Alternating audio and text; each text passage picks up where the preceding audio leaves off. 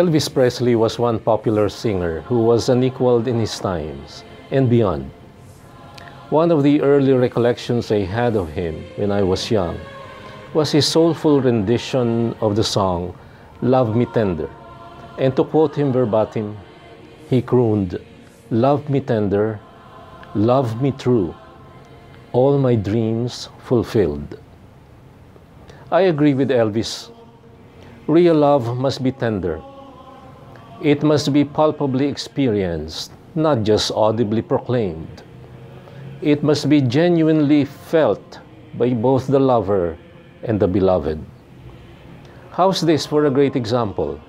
From the first reading of today, I have witnessed the affliction of my people, and have heard their cry of complaint against their slave drivers, so I know well what they are suffering.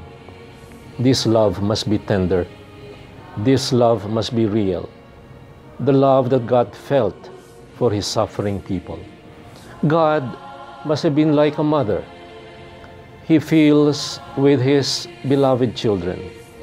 He sits by us in our troubles and in our pains.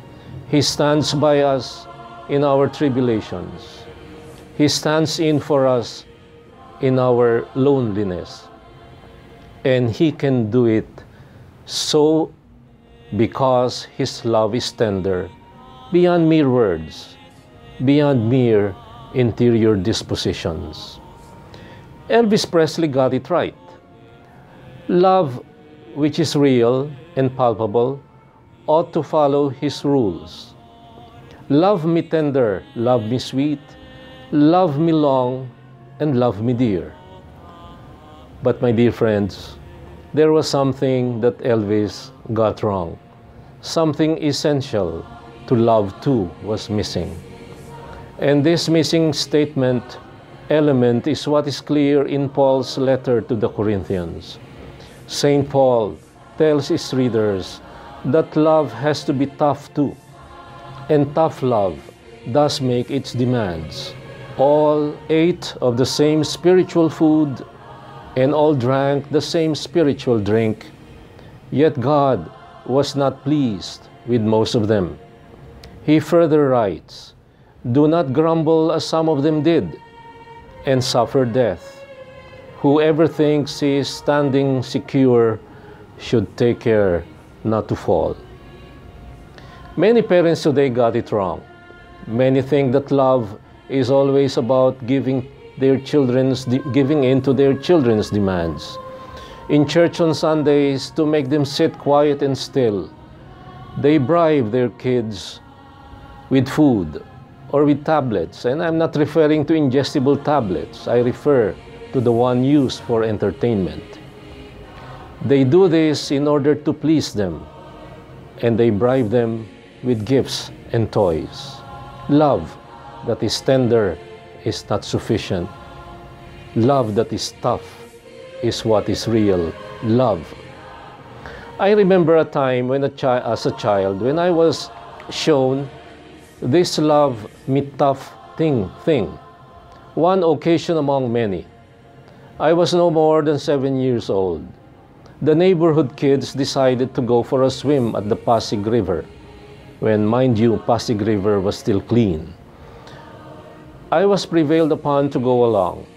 A concerned neighbor saw us and reported us to our parents. And when I got home, I got the worst spanking I ever got. I remembered for life, and for all the pains and the tears I got, the most important realization. Love me tender came in a package that also says, love me tough. But the story of love is a multifaceted one. Like a diamond, it has its hidden angles and occult glinting colors that can only be seen when put against the light. Such was the case of the burning bush. The light of the flames from the bush showed in a very palpable manner the tender, tough, and true love of a kind and merciful God. Come no nearer, God says. Remove the sandals from your feet. I am the God of your fathers, the God of Abraham, the God of Isaac, and the God of Jacob.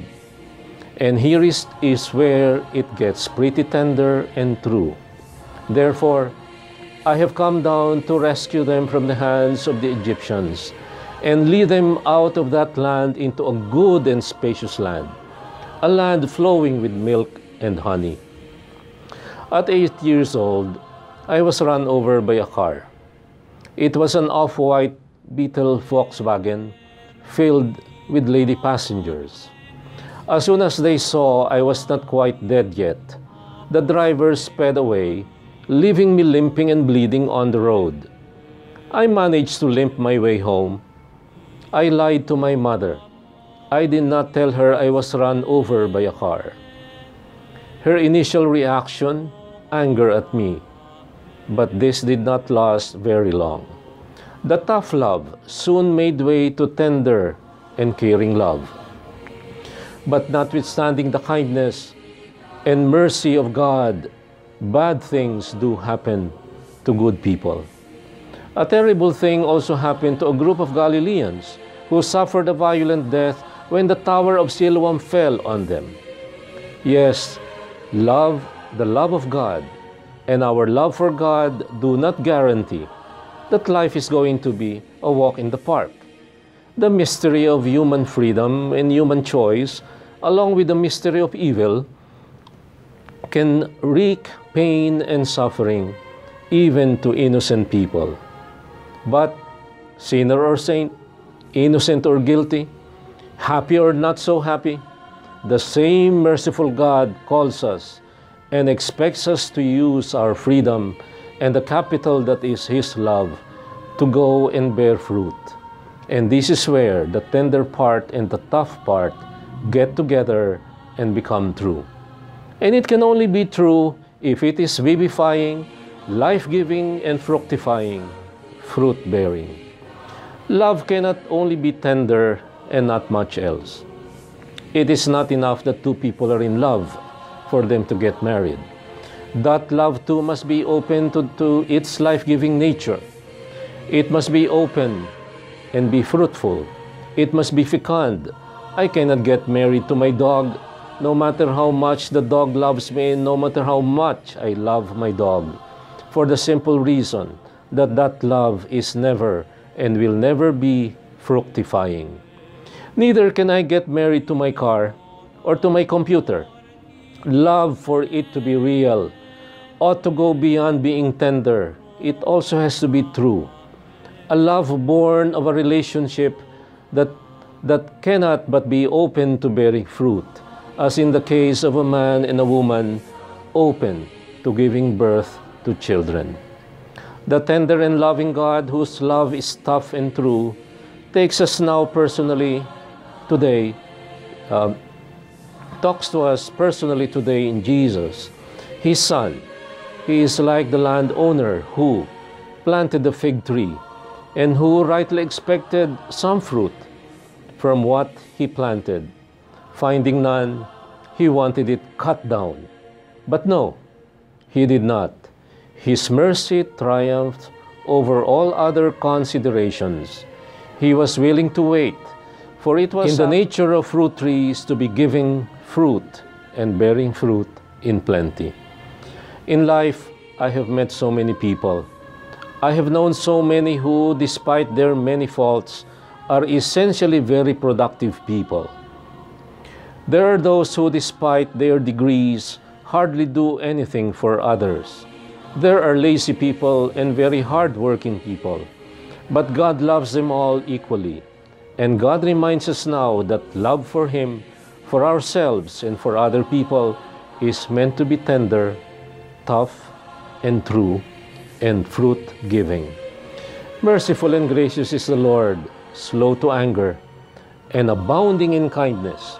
True, but so too is the need for this love and mercy to bear fruit in plenty for the life of the world.